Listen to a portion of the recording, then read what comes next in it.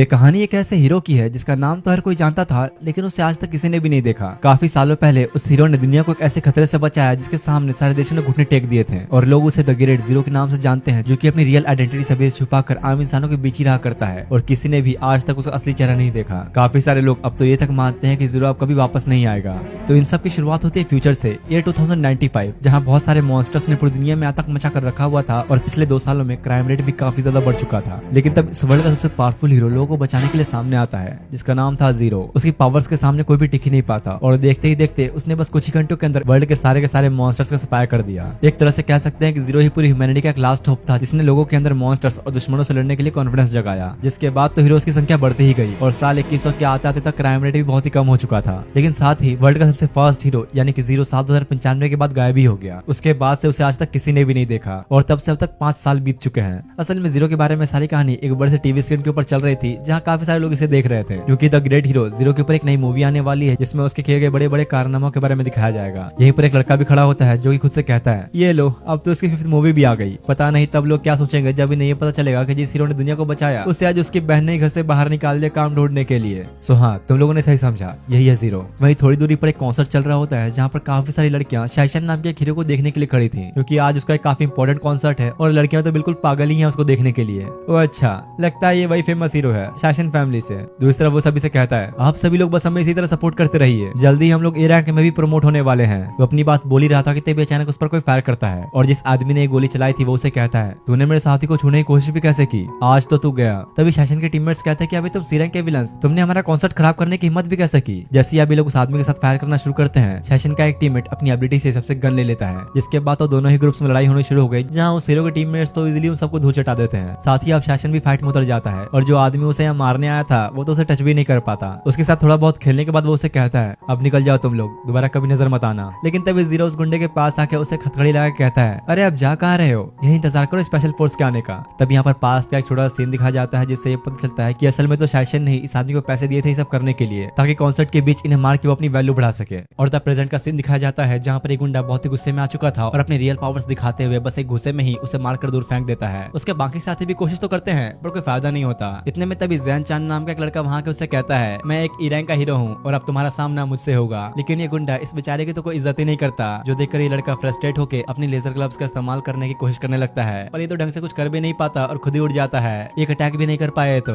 Zero से कहता है, और भाई क्या हाल, ठीक तो है ना तू। लेकिन यार मानना पड़ेगा, ये लड़का तो हार मानने को तैयार ही नहीं होता, और अब हर बार अलग अलग वेपन से अटैक करने लगता है। लेकिन हर बार आखिर में बेचारा पिट ही जा रहा था। वो गुंडा अब गुस्से में उसे खत्म करने के लिए उसकी तरफ ही आने लगा, जो देखे जैन जीरो से कहता है, तुम जल्दी करो, यहाँ से निकल जाओ, मैं इसे संभाल लूंगा। और अभी भी यार ये लड़का हार मानने को तैयार ही नहीं है। अचानक तभी जीरो एक वेपन निकालकर उस गुंडे की तरफ भागते हुए जाके एक अटैक में ही उसे वहीं पर चित कर देता है। हीरो के बस एक ही अटैक से इस गुंडे की ये हालत हो गई। जीरो की ये पावर्स देखकर जैन समझ जाता है कि भाइयों कोई मामूली बंदा नहीं है, और अब वो उसके पैर पकड़ते हुए कहता है, चलो हम लोग साथ मिलकर काम करते हैं, मेरे सुपर वेपन्स और तुम्हारे सुपर स्ट्रेंथ के साथ हम दोनों इस वर्ल्ड की स्ट्रॉन्गेस्ट टीम बन जाएंगे। तो जीरो से कहता है, सच कह रहे हो क्या, मैं तुम पे भला यकीन कैसे कर लूं। तो जैन उसे बताता है कि भाई अभी तो मुझे जानता नहीं, अगर मैं अपने सारे वेपन्स लेकर आया होता ना तो ये गुंडा जिंदा नहीं बचता। इतने में तभी एक कार वहाँ पर आती है, जिसमें से एक लड़की बाहर निकलते हुए कहती है, यहाँ आखिर चल क्या रहा है। तभी जैन उसे देख के कहता है, ये तो एच सिटी की 3rd रैंक की सुपर हीरो है, मिस हानडोंग मोनो, प्लीज मुझे आपसे क्या एक ऑटोग्राफ मिल सकता है। तब उसके पूछने पर जैन उसे सारी बातें बताते हुए कहता है, यहाँ पर कुछ गुंडों ने मिलकर शासन फैमिली के हीरोज के ऊपर हमला कर दिया था, पर उनके लीडर को कोई भी हरा ही नहीं पाया। लेकिन फाइनली मैंने और मेरे असिस्टेंट ने मिलकर उसे ठिकाने लगा ही दिया। और जैसे ही वो पीछे देखता है तो जीरो तो वहाँ पर होता ही नहीं, गायब भी हो चुका है वो तो।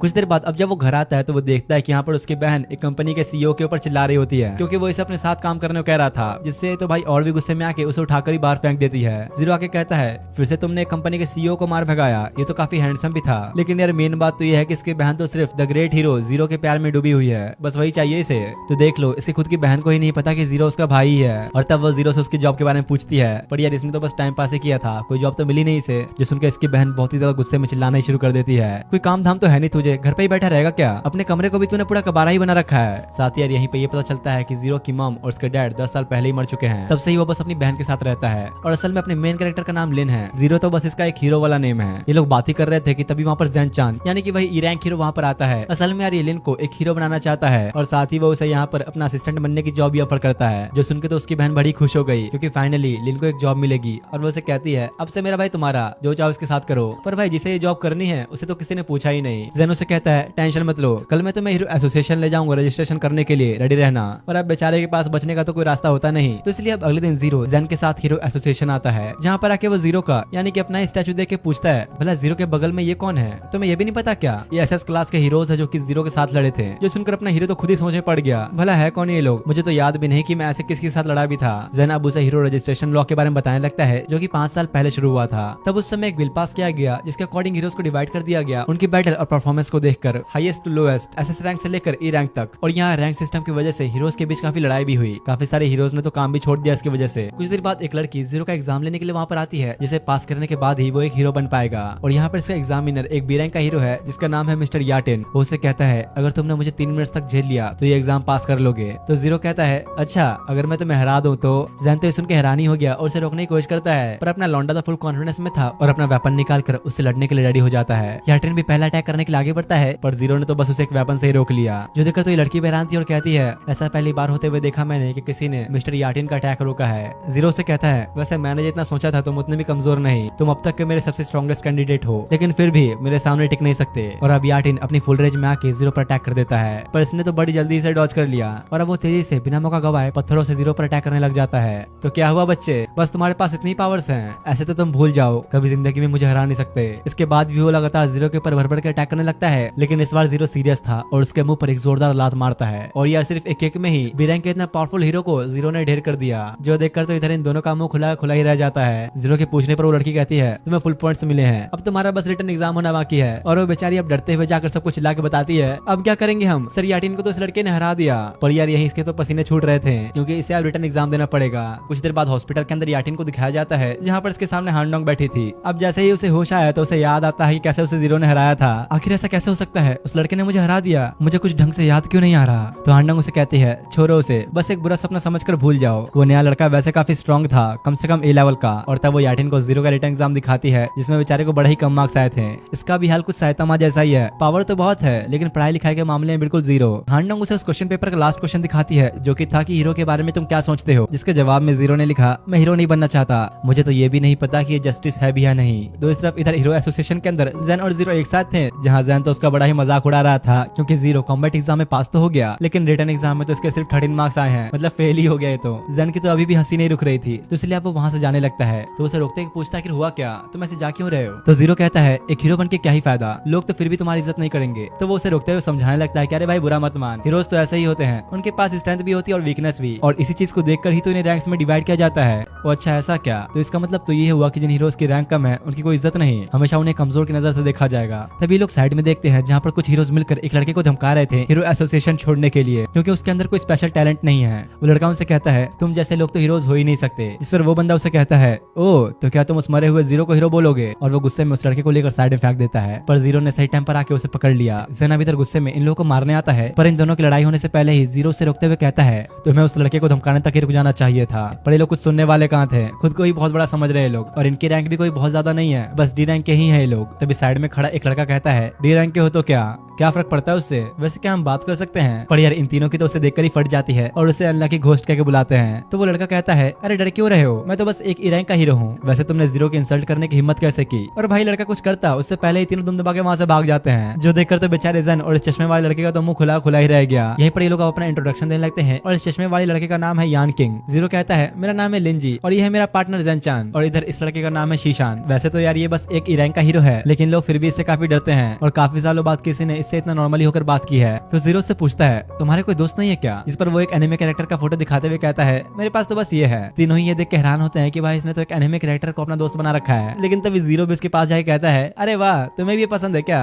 असल में जीरो को भी ये कैरेक्टर काफी पसंद थी, इसलिए दोनों एक दूसरे से मिलकर काफी खुश होते हैं। तब जीरो से कहता है, तो क्या तुम हमारी टीम ज्वाइन करना चाहोगे? शीशान तो ये सुनकर बड़ा ही खुश हो गया, क्योंकि पिछले 5 साल से ये बेचारा अकेला ही घूम रहा है, कोई भी टीम नहीं है इसके पास। साथ ही जन को भी यहाँ पर उसे टीम में लेने से कोई दिक्कत नहीं होती। इसके बाद ये लोग इससे इसके एबिलिटीज के बारे में पूछते हैं, मतलब कि किस चीज के अंदर स्पेशल है। तो शीशन कहता है, बैड लक। जीरो पूछता है, तो क्या तुम इस एबिलिटी से अपने टारगेट को अनलकी बना सकते हो? लेकिन यार ऐसा नहीं है, असल में बात यह है कि जो लोग भी इसके साथ होते हैं वो अपने आप ही अनलकी हो जाते हैं, उनके साथ बहुत ही बुरा होता है। और अब ये सब जानने के बाद इन तीनों की बुरी तरह से ही फट जाती है। यही तो यार मेन वजह है कि इसके पूरे हीरो एसोसिएशन के अंदर काफी चर्चा है। असल में बचपन में एक ऑर्फनेज में रहा करता था, जहाँ पर सब इसे शीशन कह के बुलाते थे, पर एक दिन उस ऑर्फनेज में अचानक ही आग लग गई, जिसमें शीशन किसी तरह बच गया था और उसे फिर एक दूसरे ऑर्फनेज के अंदर भेज दिया गया। लेकिन कुछ दिन बाद वो जिस ऑर्फनेज में गया था, एक बार फिर से वो कुछ डिजास्टर्स की वजह से पूरी तरह से तबाह हो गया, और उसके बाद से ही जहाँ पर भी बेचारा जाता वो ऑर्फनेज ही डिस्ट्रॉय हो जाया करता था, जिसके बाद बेचारे शीशन के पास सड़कों पे घूमने के अलावा और कोई रास्ता ही नहीं था। और अब ये सब जानने के बाद तो तीनों ही काफी डर चुके थे और डरते हुए उससे दूर होने लगते हैं।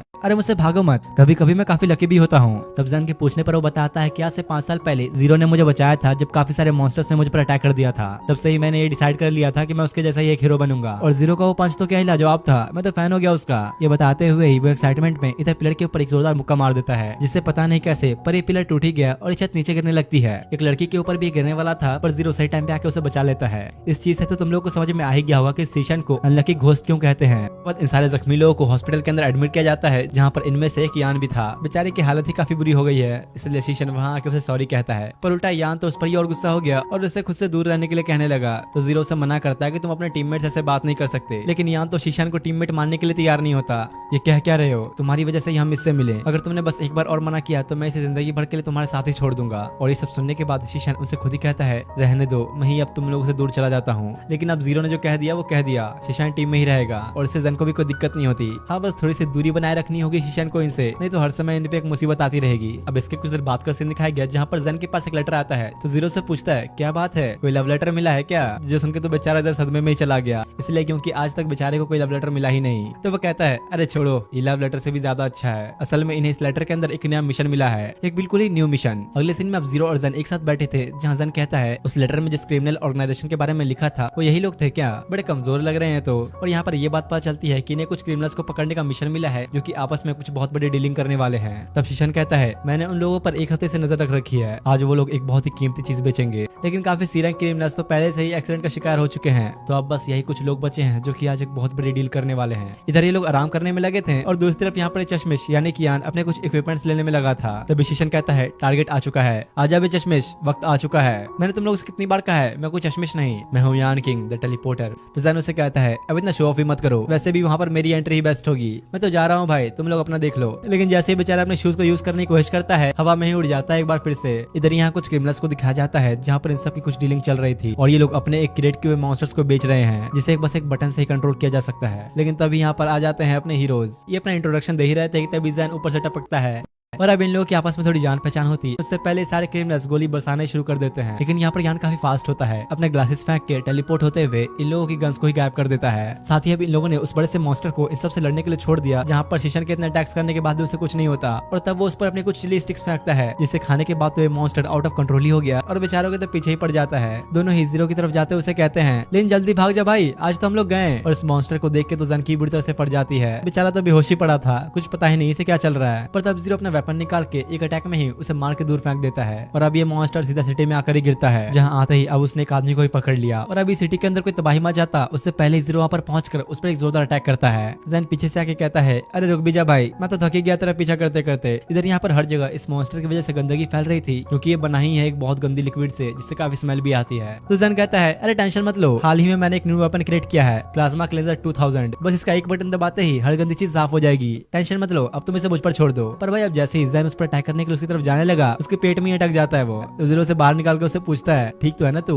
अरे हाँ, मैं तो बस इसकी स्पीड एडजस्ट करना भूल गया था, वैसे मैंने इसकी असली कमजोरी पता कर ली है, अब तुम देखते जाओ बस। और यार सही में जैन इस बार काफी सीरियस था और उसके सारे अटैक से बचते हुए उस पर अटैक करने के लिए जाने लगता है। ये देखकर तो जीरो ही बड़ा हैरान था और स्माइल करते हुए अपने वेपन को वापस रख लेता है। और जैसे ही अब जैन ने इस पर अपना फाइनल अटैक किया, ये मॉन्स्टर वहीं पर खत्म ही हो जाता है। इससे हर जगह पानी भी फैल चुका था और यार यहाँ तो इस मॉन्स्टर के निकले हुए लिक्विड से लोगों की चोटें और बीमारी भी ठीक होने लगती है। इतने में यान और शीशन वहां उससे पूछते हैं क्या ये तुमने किया? तो जीरो ने कहता है अरे नहीं, इस बार जैन ने किया, लेकिन इन लोगों को वो कहीं पर दिखाई नहीं देता, क्योंकि असल में तो ये बेचारा यहाँ पर इस छोटी सी लड़की के ऊपर गिर चुका है, गलती से बेचारा इस लड़की के ऊपर ही गिर गया।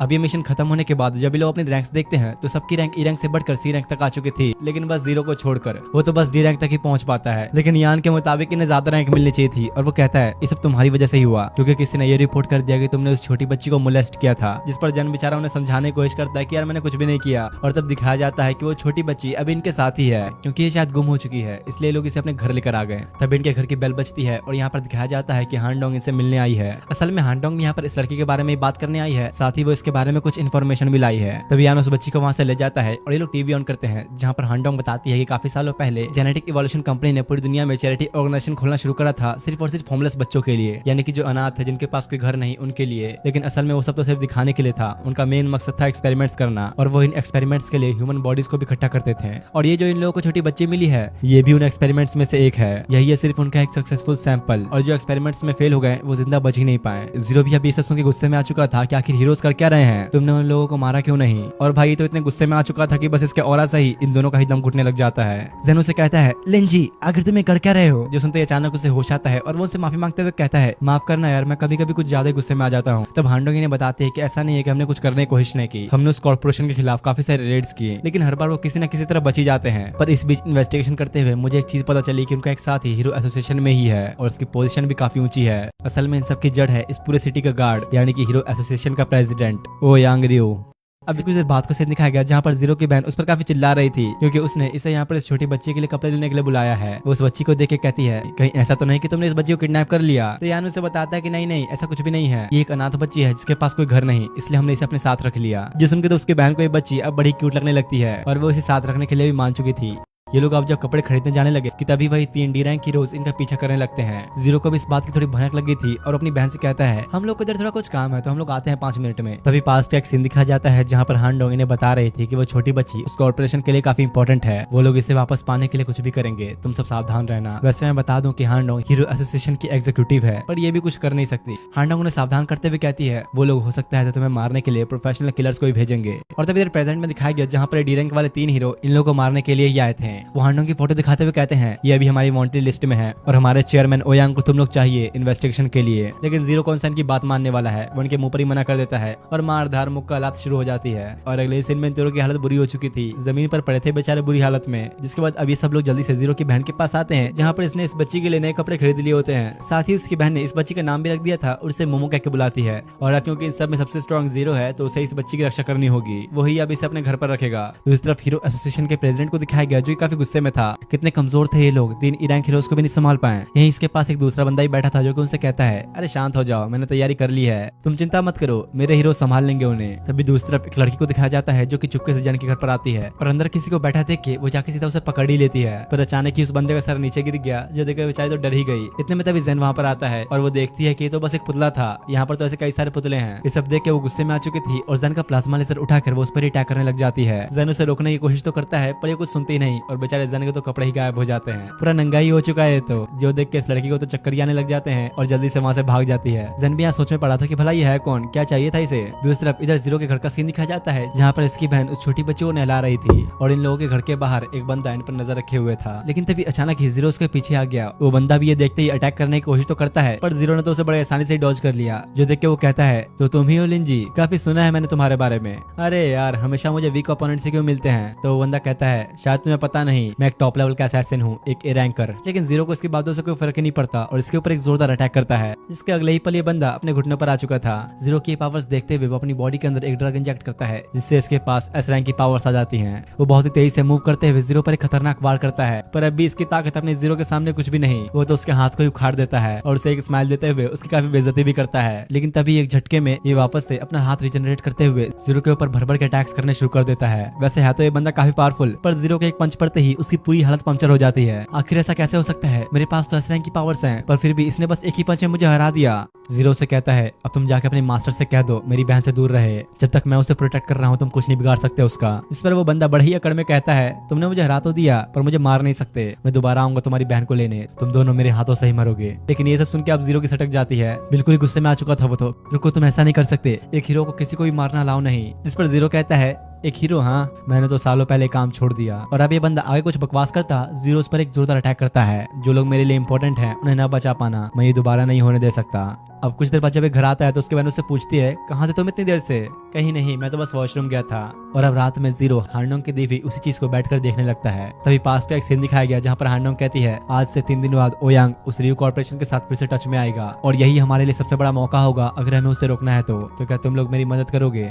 अगले सीन में ये लोग हांडोंग के पास होते हैं जहाँ वो इन सबको बीसीटी की एक ए रैंक हीरो से मिलाती है, क्योंकि अगर इन्हें ओयांग को रोकना है तो कुछ मदद की जरूरत तो पड़ेगी ही। इस लड़की यानी कि इस ए रैंक हीरो का नाम है शियाओ ये। हांडोंग उन्हें बताती है कि सिर्फ यही नहीं, मसल अलायंस भी हमारी मदद करेंगे और ये मसल अलायंस कुछ बॉडी बिल्डर लोगों का ग्रुप है। हमें सबूत के तौर पर बर्जरकर सीरम्स की भी जरूरत होगी ताकि बाकी हायर मेंबर्स ओयांग रु को अरेस्ट कर पाएं। असल में बर्जरकर सीरम वही ड्रग है जो कि उस ए रैंक के असैसिन ने अपनी बॉडी में इंजेक्ट करा था। इधर यहाँ शियाओ इन सबको देख के कहती है, मुझे नहीं लगता कि ये सब हमारे कुछ काम भी आ पाएंगे। वैसे भी ये लोग ओयांग के मुकाबले काफी कमजोर हैं और शियाओ के ये कहने की वजह से इन लोगों की आपस में ही बहस छिड़ जाती है। तो हांडोंग से कहती है, अरे तुम्हें भी पता कहाँ है, लिंजी भले ही ऐसा दिखता है लेकिन फिर सिटी में सिर्फ यही है जो कि ओयांग के डिफेंस को तोड़ सकता है। इसी बीच बातों बातों में यान की भी शियाओ से बहस होनी शुरू हो गई थी। तो हांडोंग कहती है, अब बस भी करो, शिशान ने पहले ही जेनेटिक इवोल्यूशन कंपनी के पैराडाइज हेडक्वार्टर को ऑलरेडी डिस्ट्रॉय कर दिया है। अगर हम आपस के झगड़ों की वजह से फेल हुए तो उसकी सारी मेहनत बर्बाद हो जाएगी। और ये लोग अब पूरी तरह से तैयार भी होते हैं ओयांग रु की वाट लगाने के लिए। अब इसके कुछ देर बाद का सीन दिखाया गया जहाँ पर सब मिलकर ओयांग के ऊपर नजर रखने का काम कर रहे थे और इधर ये मसल अलायंस के बंदे जीरो के साथ बैठे थे जहाँ वो उसकी बॉडी को दबाते हुए उसकी काफी तारीफें करते हैं, लेकिन इससे बेचारा काफी फ्रस्ट्रेट हो जाता है। दूसरी तरफ यहाँ ओयांग के पास एक हेलीकॉप्टर आता है जो देख के वो कहता है, आप बिल्कुल सही टाइम पर आए मिस्टर गान। लेकिन ये मसल अलायंस के लोग तो कुछ ज्यादा ही जोश में आ चुके थे और बिना हांडोंग के ऑर्डर्स के उन पर अटैक करने के लिए चले जाते हैं। कोई बेचारी हांडोंग के ऑर्डर्स को फॉलो ही नहीं कर रहा है। पर अब इन सबके बीच फाइट होनी शुरू हो जाती है जो देख के मिस्टर गान जल्दी से हेलीकॉप्टर से भागने की कोशिश करने लगता है, पर शियाओ उसी हेलीकॉप्टर के ऊपर ही अटैक कर देती है। तब ओयांग किसी को हंटर कह के पुकारता है और तब अचानक ही शियाओ के ऊपर गन से कुछ अटैक किए जाते हैं। हांडोंग ये देख के कहती है, तुमने तो हंटर को भी अपने साइड कर लिया। असल में यार ये Hunter top class A rank hero है जिसकी एबिलिटी है ओमनी साइंस और गन्स चलाना। सीधे सीधे बोला जाए तो वो सिटी का नंबर 1 हीरो है। हांडोंग जीरो से कहती है, तुम जेनेटिक इवोल्यूशन के बंदों से लिपटो, इसे तो मैं संभाल लूंगी। जिसके बाद जीरो एक आदमी के पास आता है जो उससे कहता है, तो तुम ही थे जिसने मिनास को हराया। पर जीरो को ये पता ही नहीं होता कि आदमी किसके बारे में बात कर रहा है। लेकिन तभी एक लड़की उसके ऊपर अटैक करने की कोशिश करती है और ये वही है जो जन के घर पर आई थी। पर जीरो को तो एक छोटी सी खरोंच तक नहीं पहुंचा पाती और वो उसे उठाकर दूर फेंक देता है। इतने में जन आके कहता है, क्या मुझे भी थोड़ा मौका मिल सकता है लड़ने का। तो वो आदमी अब इस लड़की को जन को संभालने का ऑर्डर देता है। इसके बाद जन इस लड़की से लड़ने में लग जाता है और जीरो इस आदमी से। लेकिन यार इस बार अपना जन काफी सीरियस था और अच्छे से कंसंट्रेट करके उस पर काफी अच्छा अटैक भी करता है। दूसरी तरफ यान इधर शाओ के पास आके पूछता है, आखिर तुम यहाँ पर क्या कर रही हो। लेकिन ये तो बिल्कुल भी यान की मदद लेना ही नहीं चाहती। अचानक तभी इनके ऊपर काफी सारे अटैक्स होने शुरू हो जाते हैं और शिया उन्हें रोकने की कोशिश करती है पर वो ऐसा कर नहीं पाती और इस बीच काफी जख्मी भी हो जाती है। तब यान उसे उठाते हुए कहता है, मैं इतना भी कमजोर नहीं, और जल्दी से उसे पेड़ के ऊपर ले जाता है। असल में हंटर ने इन लोगों पर अटैक किया था और यान उसकी लोकेशन भी ट्रेस कर लेता है। जैसे ही उसने इशारा किया ठीक उसी जगह शियाओ अटैक करके हंटर को बर्फ में जमा देती है। तो देखा ना तुमने मेरी कैलकुलेशन कितनी बढ़िया है। दूसरी तरफ इधर हांडोंग और ओयांग रु की फाइट चल रही थी जहाँ पर हांडोंग उस पर अटैक्स तो करती है लेकिन वो उन सबसे बड़ी आसानी से ही बच रहा होता है। बस इतना ही, इसे तो मुझ पे खरोच तक नहीं आएगी। लेकिन फिर से अब हांडोंग इस पर अटैक करने के लिए आगे बढ़ती है पर वो तो बस एक पंच में ही हांडोंग को नीचे गिरा देता है। इधर यहाँ हंटर शाओ को एक फोर्स फील्ड के अंदर कैद कर चुका था और यान को नीचे जाके मारना शुरू कर देता है। दूसरी तरफ यहाँ पर लड़की भी जन पर भारी पड़ने लगी थी और साथ में अपना जीरो भी उस आदमी से लड़ने में लगा होता है। एक तरह से देखा जाए तो हर कोई अपने ओपोनेंट से फाइट करने में लगा हुआ है। लेकिन तभी जीरो से लड़ते हुए वो आदमी अपनी बॉडी के अंदर उसी ड्रग को इंजेक्ट कर लेता है जिससे उसकी पावर्स और भी ज्यादा बढ़ चुकी थी। जो देख के जीरो कहता है, ऐसा लगता है कि मुझे अब थोड़ा सीरियस होकर फाइट करना पड़ेगा। और अभी ढंग से लड़ते हुए उस पर एक जोरदार अटैक करके उसे दूर फेंकने के बाद जीरो उसके पास जाके लात मारते हुए उसकी बेइज्जती भी करता है। जिसके बाद तो इसका हाल कुछ ऐसा हो चुका था। दूसरी तरफ जैन इधर इस लड़की से पूछता है, क्या तुम मुझे ज्वाइन करना चाहोगी? मेरे पास एक कंपनी है और हाउसिंग फंड भी। ऐसा लगता है जिसने तुम्हें ऑर्डर दिया वो मुझे ऐसे टैलेंटेड बंदे को मारना चाहता है। नहीं, मैं जानती हूँ तुम बस मुझसे अपनी जान की भीख मांग रहे हो क्योंकि मैं अब तुम्हें मारने वाली हूँ। पर तब जैन इससे हीरो से रिलेटेड कुछ इमोशनल बातें करता है ताकि इसको थोड़ा नजरिया बदले। और होता भी यहाँ पर कुछ ऐसा ही है। जैन की बातें सुनने के बाद वो लड़की अपना वेपन फेंक देती है। दूसरी तरफ इधर वो हीरो हंटर यान को बुरी तरह मार रहा था और शियाओ से कहता है, चिंता मत करो, तुम्हारा भी मैं यही हाल करूंगा। यान भी कुछ अटैक्स करने की कोशिश तो करता है पर इसका कोई फायदा नहीं होता और वो यान को एक जोरदार लात मारता है। शियाओ से कहती है, जितना उस ओयांग रु ने तुम्हें दिया मैं तुम्हें उसका डबल दूंगी। लेकिन हंटर को शियाओ के ऑफर में कोई इंटरेस्ट नहीं होता। साथ ही यान भी अपनी पूरी कोशिश करने में लगा था पर उसके सामने वो जरा भी नहीं टिक पाता। जो देखकर तो शियाओ भी काफी रोने लग गई। लेकिन हंटर उसे बुरी तरह मारकर वहीं पर बेहोश कर डालता है और अपने यान को इतना जख्मी करने का भुगतान तो ऐसा करना ही पड़ेगा क्योंकि शियाओ का गुस्सा अब काबू से बाहर जा चुका था और वो इस पर एक अटैक करके उसे पूरी तरह जमा के इसे वहीं मार डालती है। आखिरकार ये भी तो एक ए रैंक हीरो है। इधर अब यहाँ ओयांग रु को भी पता चल जाता है कि इनका एक साथी खत्म हो चुका है। हांडोंग भी अब हंसने लगती है, तुम्हें क्या लगा था मैं बिना तैयारी के यहाँ पर आऊंगी? वो इसे बर्फ में जमा कर लिन को पुकारती है और ये भी यहाँ पर एक बड़ी कूल से एंट्री लेते हुए ओयांग को एक पंच में ही दूर फेंक देता है। जीरो को देखकर हांडोंग कहती है, वैसे मैंने अंदाजा लगा लिया था तुम्हारी स्ट्रेंथ का, लेकिन तुम तो मेरी एक्सपेक्टेशन से भी आगे निकले। दूसरी तरफ इस ओयांग रु का भी आर्मर टूट चुका था और क्योंकि अब इसकी फाइट जीरो से होने वाली है वो अपने अंदर उसी ड्रग को इंजेक्ट करके एस रैंक के लेवल का बन जाता है। ये अब दोनों के ऊपर ही तेजी से अटैक्स करने शुरू कर देता है पर जीरो तो इसके सभी अटैक्स को रोक ले रहा था। तो तुम एस रैंक के हो, अब आएगा असली मजा। और तब ये ओयांग कुछ कर पाता, जीरो ही इसके ऊपर खतरनाक अटैक कर देता है। ये सब देख के तो इसे यकीन ही नहीं होता और कहता है, कहीं तुम भी एस रैंक के तो नहीं? इसका मतलब तुम्हारा ई रैंक का होना तो बस एक झूठ है। और अब वो बार बार लगातार उसके ऊपर अटैक्स करने की कोशिश तो करता है पर बेचारा एक बार भी जीरो को टच नहीं कर पाता। तभी जीरो उसे पकड़ते हुए ऊपर की तरफ से फेंक कर एक बहुत ही पावरफुल अटैक करता है जिससे आसपास एक बहुत बड़ा ब्लास्ट होता है। है। हांडोंग पूछती है ये मर गया क्या? अरे नहीं, मैंने थोड़ा कंट्रोल में रह के इस पर वो अटैक मारा था, कुछ दिनों में इसे होश आ भी जाएगा। वैसे यार हांडोंग को भी अभी लगने लगा है कि एलियन पक्का एस रैंक के ऊपर के लेवल का है। इतने में तब यहाँ पर जैन और ये लड़की भी आ जाती है तो जीरो से कहता है अरे तुम दोनों तो एक दूसरे से नफरत करते थे ना। जो सुनकर ये लड़की शर्मा गई और जैन को उठा के दूर फेंक देती है। साथ ही अब इधर शाओ बियान को लेकर पहुंच जाती है जहाँ बेचारी काफी घबराई हुई थी इसके लिए, क्योंकि वो काफी जख्मी भी हो चुका है। अब कुछ समय बाद ये सारी घटना टीवी न्यूज में भी आ चुकी थी कि कुछ सी क्लास हीरोज ने मिलकर एक बड़े क्राइम का खुलासा किया है। असल में न्यूज हॉस्पिटल की टीवी में चल रही है जहाँ पर अपना यान एडमिट है। वो इस बात से हैरान था कि इन लोगों ने तो किसी को भी इस बारे में कुछ बताया ही नहीं, तो आखिर ये सारी बातें न्यूज में कैसे फैल गई। लेकिन पिछली रात की फाइट के बाद शियाओ काफी चिंता करने लगी है यान की। और सिर्फ यही नहीं, जन के साथ की भी वो लड़की जिसने उससे फाइट की थी वो अब उसकी काफी सेवा कर रही है। इतने में तभी जीरो भी वहाँ पहुंच जाता है जो कि हांडोंग को ढूंढ रहा था। तभी उसके पीछे से हांडोंग आते हुए कहती है मुझे ढूंढ रहे थे क्या? कहीं ऐसा तो नहीं कि तुम मेरे प्यार में पड़ गए? कन्फेस कर सकते हो अगर चाहो तो। लेकिन यहाँ तो यार देखने में ऐसा लग रहा है कि हांडोंग ही जीरो के प्यार में पड़ रही है। यहीं पर वो सबको बताती है कि मैंने तुम सबके लिए स्पेशल ट्रेनिंग का इंतजाम किया है। जो सुन के यान और जन काफी खुश होते हैं, पर जीरो को तो ट्रेनिंग करने में कोई इंटरेस्ट ही नहीं होता, क्योंकि भाई बंदा ऑलरेडी काफी स्ट्रॉन्ग है तो उसे ये फालतू की ट्रेनिंग करने की क्या जरूरत, और इसलिए वहाँ से जाने ही लगता है। लेकिन उसके इस बर्ताव से शियाओ चिढ़ चुकी थी। तुम ज्यादा नहीं उड़ रहे, तुम तो बस 2 रैंक हीरोज को हराकर खुद को इतने स्ट्रॉन्ग समझने लगे हो। 8 ग्रेट फैमिलीज के अंदर ऐसे काफी सारे लोग हैं तुम जैसे, यहाँ तक कि SS रैंक के भी। तो जीरो कहता है तुम लोग चाहो तो एक साथ मिलकर भी मुझे हरा नहीं सकते। और अब होना क्या था, जीरो ने तो इन सबको चैलेंज ही कर दिया है। तो ये सब मिलकर अब उस हॉस्पिटल के छत के ऊपर उससे लड़ने के लिए आ जाते हैं। सबके सब एक साथ मिलकर अटैक्स करते हैं, जिनमें शियाओ सबसे आगे आ गई थी लड़ने के लिए। लेकिन जीरो भी ये देख के कुछ ज्यादा ही जोश में आके उसे एक जोरदार पंच मार देता है। अरे सॉरी मुझे माफ करना, मैं कुछ ज्यादा जोश में आ चुका था। और अब ये लड़की भी उसे लड़ने के लिए आ गई। साथ ही हांडोंग भी रुकने वाली कहाँ थी, जीरो पर बार बार अटैक्स करके उसे जमाने की कोशिश करती है। लेकिन वो तो उसके आइस को एक पंच में ही तोड़ डालता है। और अब हांडोंग जल्दी से अपना सबसे पावरफुल अटैक करके उसे वहीं पर जमा देती है। लेकिन यार यहाँ पर होगा वही जो जीरो चाहेगा। बड़ी आसानी से ही वो आइस को तोड़ते हुए हांडोंग और बुफियो को दोनों को ही हरा देता है। तब उसे याद आता है अरे अभी जन भी तो बचा है। और इधर भाई ये जन भागने की कोशिश कर रहा था, पर जीरो तो इस बेचारे को भी नहीं छोड़ता। अरे 12 बज गए, मुझे तो मोमो को लेने भी जाना है। और ये कहते हुए वो चुपचाप वहाँ से चला जाता है। बुरी हालत कर दी इसने तो सबकी। लेकिन अगले ही सीन में तो यार इसके खुद की ही बुरी हालत हो जाती है, क्योंकि इसकी बहन ने इसका मार मार के मुंह ही तोड़ दिया होता है। उसे पूछती है तुम्हें डॉग कहाँ से लाए? तो वो बताता है कि जब मैं मोमो को घर ला रहा था तभी मुझे वहाँ मिला। हालत तो देखो इस बेचारे की, इसकी बहन ने तो मार मार के इसका पूरा चेहरा ही सुझा दिया। वो अभी जीरो की वजह से बहुत ही गुस्से में थी, पर मोमो और ये डॉग दोनों ही मिलकर इसका दिल पिघला देते हैं। अगले दिन अब उसकी बहन वो डॉग को लेकर उस जगह पर आती है जहाँ पर वो काम किया करती है। बाहर खड़ी शानदार गाड़ी को देख के उसे लगता है आज तो कोई बड़ा आदमी आया है। वो अंदर जाके अब डॉक्टर किन से बात करती है, जहाँ पर वो इसे खुद ही कुछ एक्सपेरिमेंट्स करने को कहता है। असल में यार यहाँ पर ओयांग प्रेसिडेंट आया हुआ है और ये डॉक्टर उसे माफी मांगता है, क्योंकि ये ओयांग रियो को ठीक नहीं कर पा रहा। काफी गहरी इंजरीज आई हुई है इसे। ये सुनते ही अभी सामने बैठा बूढ़ा आदमी ओयांग रियो को वहीं पर मार डालता है।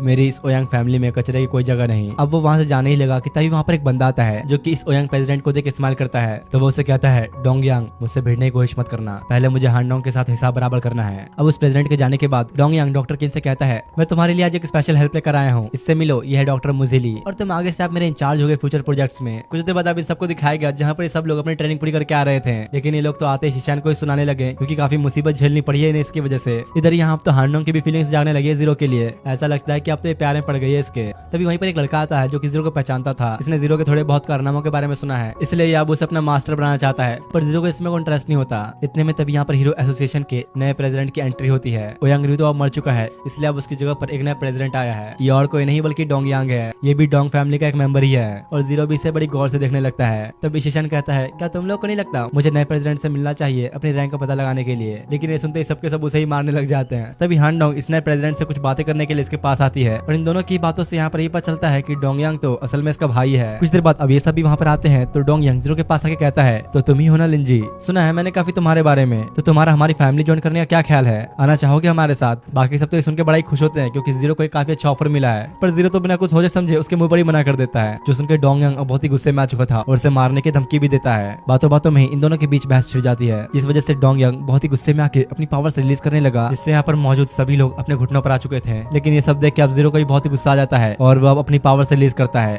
और अपने जीरो का तो और इतना ज्यादा था कि डोंगयांग भी उसे संभाल नहीं पाता, तो बिल्कुल ही अपने घुटनों पर आ जाता है और यहाँ तक तो इसके मुंह से खून तक भी निकलने लगा। तुम तो सच में काफी स्ट्रांग हो। और अब इससे बिना ज्यादा बकवास के जीरो और बाकी सब वहाँ से जाने लग जाते हैं। तब डोंगयांग कहता है मुझे उम्मीद नहीं थी कि इसके पास इतनी ज्यादा पावर्स होंगी। अब इधर जाते हुए शीशान जीरो से कहता है ऐसा लगता है कि मिस हांडोंग अब खतरे में है। हाँ तुमने सही कहा, यहाँ पर जरूर कुछ गड़बड़ है। और वो उसे अब इस नए प्रेसिडेंट के ऊपर नजर रखने के लिए कहता है पता लगाओ जरा आखिर चल क्या रहा है। तब जीरो को उसकी बहन का कॉल आता है, जहाँ पर वो उसे बताते बताती है कि डॉगी का एक्सपेरिमेंट सक्सेसफुल हो चुका है, आके उसे ले जाओ। तब वो नया बंदा यानी कि डॉक्टर मुसेली उसके पास आके डॉगी के एक्सपेरिमेंट्स के बारे में पूछता है। असल में उसकी बहन ने इस डॉगी को एक्सपेरिमेंट्स की मदद से काफी समझदार बना दिया है। अब ये बातों को समझने के साथ साथ पढ़ाई भी कर सकता है, इसके सारे रिजल्ट्स बिल्कुल नॉर्मल है और अब इसका बस थोड़ा सा क्लिनिकल ट्रायल बचा है। तभी जीरो की बहन के पास वही बंदा आता है जो कि उसे शुरुआत में अपने साथ काम करने के लिए कह रहा था। क्या फिर से आगे तुम निकल जाओ यहाँ से, मेरे पास इन सब के लिए टाइम नहीं है। तो वो उसे कहता है, अरे मैं तो तुम्हें यहाँ से निकालने आया हूँ, तुम्हें यहाँ पर काफी खतरा है। असल में इस लैब के स्पॉन्सर यानी कि एक तरह से ये कह सकते हैं कि जिसकी वजह से लैब चल रहा है वो डोंग और ओयांग के लाइन से हैं और वो दोनों ही एक साथ कुछ साजिश कर रहे हैं। तभी सब ये बात समझ में आती है कि अभी न्यू प्रेसिडेंट डोंग यांग है। अगर ओयांग फैमिली और ये दोनों एक साथ मिल चुके हैं, डॉक्टर किन को भी काफी खतरा है, मैं उन्हें अकेला नहीं छोड़ सकती।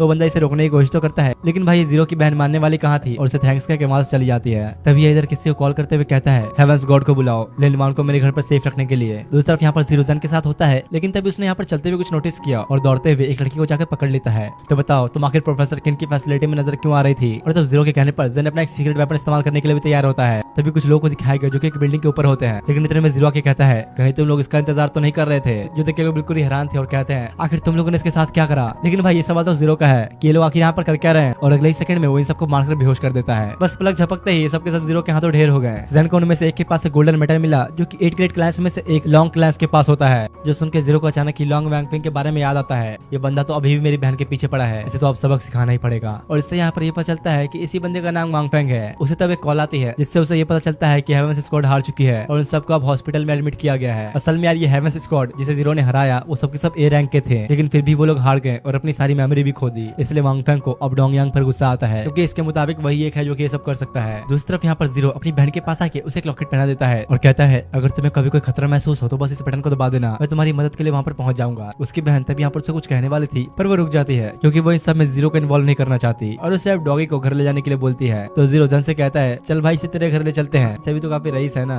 रात के टाइम अब शीशन को दिखाया गया जो कि हांडोंग के ऊपर नजर रखे हुए था। तभी उसके घर के बाहर एक कार आती है और ये देखते ही वो जल्दी से इस बारे में जीरो को इन्फॉर्म कर देता है। उस कार में से एक बंदा निकल के हांडोंग के सामने आता है जो देख के वो कहती है, यंग मास्टर ओयांग आपका यहाँ पर आने के लिए शुक्रिया। अरे अगर मैं नहीं आता तो पता नहीं तुम और कौन सी गड़बड़ कर देती। वैसे अपनी फ्यूचर वाइफ के लिए मैं इतना तो कर ही सकता हूँ। लेकिन हांडोंग इसका हाथ उठाते हुए कहती है, टाइम हो चुका है, चलो चले। तो कहता है, ओयांग रियो को ठिकाने लगा के तुमने काफी अच्छा काम किया। वो इसे थोड़ा सा अच्छे से बात करने की कोशिश करता है, लेकिन हांडोंग तो उसकी ओर बुराई कर देती है, जिससे गुस्से में आकर रियो से पकड़ ही लेता है। बस तुम शादी तक रुक जाओ, फिर देखना मैं क्या करूंगा। तो हांडोंग कहती है, इतना ही नफरत करते हैं मुझसे तो मार क्यों नहीं देते। अरे नहीं यार, मैं तो तुम्हारे साथ हैप्पी लाइफ जीने के लिए बेकरार हूँ। इतने में तभी मसल अलायंस के ये हट्टे कट्टे पहलवान हांडोंग को बचाने के लिए वहाँ पर आ जाते हैं, लेकिन ये उसके पास जा पाते उससे पहले ही उसके रोबोट ने घेर लेते हैं। चलो मैं खुद को तुम्हें इंट्रोड्यूस करता हूँ, मैं हूँ जी हाओ ओयांग क्लैन से और मैं तुम्हारी मिस हांडोंग का फियांसे हूँ। हांडोंग अब इन सबको रोकने के लिए कहती है, तुम लोग इसमें इन्वॉल्व मत हो, मैं सब अपनी मर्जी से कर रही हूँ। लेकिन ये लोग तो अब भी नहीं मानते और हांडोंग को बचाने के लिए इनसे फाइट करना शुरू कर देते हैं। पर शायद ये रोबोट्स कुछ ज्यादा ही पावरफुल है, ये लोग तो इनके सामने टिक भी नहीं पाते और सबके सब बुरी तरह से हार जाते हैं। जी हाओ हांडोंग को कार में ले जाते हुए कहता है, देख लो अभी सब तुम्हारी वजह से ही मारे जाएंगे। हांडोंग इसे अभी सब रोकने के लिए कहती है क्योंकि ये रोबोट्स अभी नहीं रुके थे और इन्हें बुरी तरह से मारते ही जाते हैं। शीशन भी ये देख के दूर से अपनी गन फायर करता है, पर इस जिहाओ ने तो उसकी गोलियों को बस अपनी उंगली से रोक लिया और अब शीशन के ऊपर ही वापस मार देता है। यहाँ तक कि इसने कार के अंदर बैठे बैठे ही उससे बुरी तरह जख्मी भी कर दिया। हांडोंग उसे कहती है, जो तुम कहो मैं वो करने के लिए तैयार हूँ, बस प्लीज तुम मेरी जाने दो।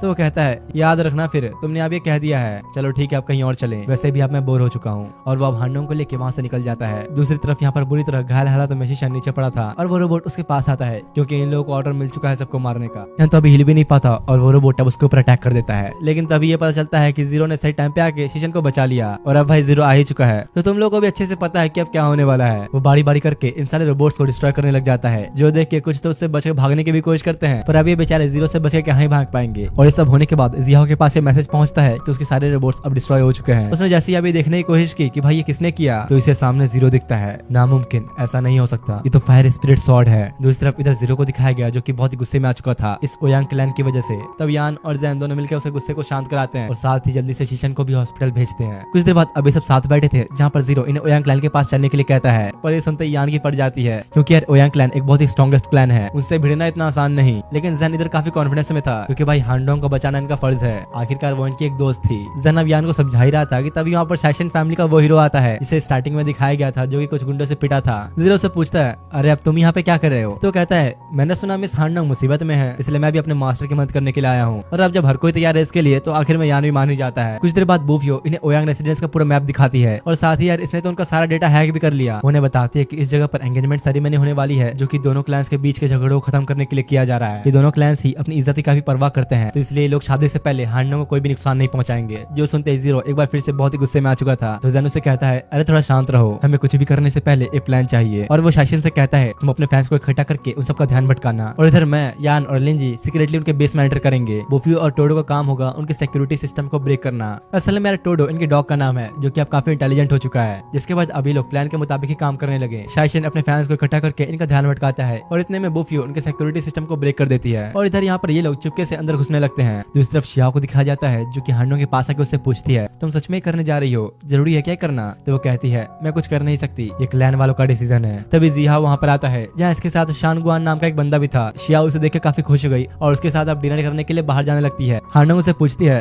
तो अब क्या चाहते हो तुम? और वो उसे पकड़ते हुए कहता है, जल्दी बताओ, ये लिंजी कौन है? तो वो पूछती है, आखिर तुम मुझसे क्या चाहते हो? अरे तुम तो जानते ही हो फायर स्पिरिट स्वॉर्ड कितनी कीमती है, वो एक लेजेंडरी वेपन है। मैं तो उससे इस बारे में एक डील करने का सोच रहा था, पर तुम्हारे चिलकुट साथी काफी जिद्दी हैं, हर बार बीच में आ रहे हैं। दूसरी तरफ यहाँ पर इन दोनों को दिखाया गया, जो कि किसी तरह अंदर घुस चुके थे, लेकिन यान और जानतो जीरो का ऐसा चेहरा देखकर डर ही जाते हैं। यही इतने में शियाओ भी आ गई और कहती है, कौन है वहाँ? यान उससे पूछता है, शियाओ तुम भला यहाँ पर क्या कर रही हो? तो मुझे तुमसे पूछना चाहिए, आखिर तुम यहाँ पर क्या कर रहे हो और ऐसे कपड़े क्यों पहन रखे तुम लोगों ने? और वो तो अब इस शानगुआन को नजरअंदाज करते हुए उनके बीच ही आ गया शियाओ से बात करने के लिए। इधर ये से बात करने में लग गया और दूसरी तरफ मौका देख के जीरो और जैन चुपके से यहाँ से निकल जाते हैं। आगे ने कुछ गार्ड्स भी मिलते हैं जिन्हें संभालने के लिए जैन ही काफी है। और इधर जीरो रास्ता खाली देखकर सीधा हांडो के कमरे में पहुंच जाता है। कौन है तुम, अंदर कैसे आए? तो वो कहता है, अरे यार मैं हूँ लिंजी, चलो चलें, हमें यहाँ से जल्दी निकलना होगा, टाइम बहुत कम है हमारे पास। पर यार यहाँ तो अब हांडो ही जाने से मना कर देती है। तो जीरो से कहता है, यहाँ रहना तुम्हारे लिए बहुत ही खतरनाक हो सकता है, तुम्हें यहाँ से चलना ही होगा। हांडो से कहती है, इससे अब तुम्हारा कोई भी लेना देना नहीं। वो तो बिल्कुल ही जाने के लिए तैयार ही नहीं होती, क्योंकि उसने अपने क्लैन वालों से वादा किया है। और जीरो पर अटैक करते हुए कहती है, मैं तुम्हारे लिए इतनी कोई स्पेशल भी नहीं। जिस पर जीरो से कहता है, शायद तुम्हें पता नहीं, पर तुम मेरे लिए बहुत इंपॉर्टेंट हो। लेकिन हांडो तो अभी काफी डर रही थी, क्योंकि ओयांग क्लैन सबसे स्ट्रॉन्गेस्ट है, उनके खिलाफ जाना एक बहुत ही बड़ी गलती होगी। जीरो कहता है, चिंता मत करो, मेरे रहते तुम्हें डरने की कोई जरूरत नहीं। और अपने वेपन से पीछे की दीवार को तोड़ देता है, जो देख के फाइनली हांडोंग भी उसके साथ जाने के लिए मानी जाती है। अब कुछ देर बाद का सीन दिखाया गया, जहाँ पर जीरो हांडोंग को लेकर जा रहा था। तभी जैन वहाँ पर अचानक आके पेड़ से टकरा के नीचे ही गिर जाता है, क्योंकि असल में जिहाओ ने इन सबको पकड़ लिया है। तो तुम अपने लवर के साथ भागने की कोशिश में हो, तुम तुम्हारे क्लैन का नाम डुबा दोगे। तब जीरो हांडोंग को बचाने के लिए जिहाओ से शर्त लगाता है कि अगर मैं तुमसे जीता तो तुम हांडोंग के पीछे कभी नहीं आओगे।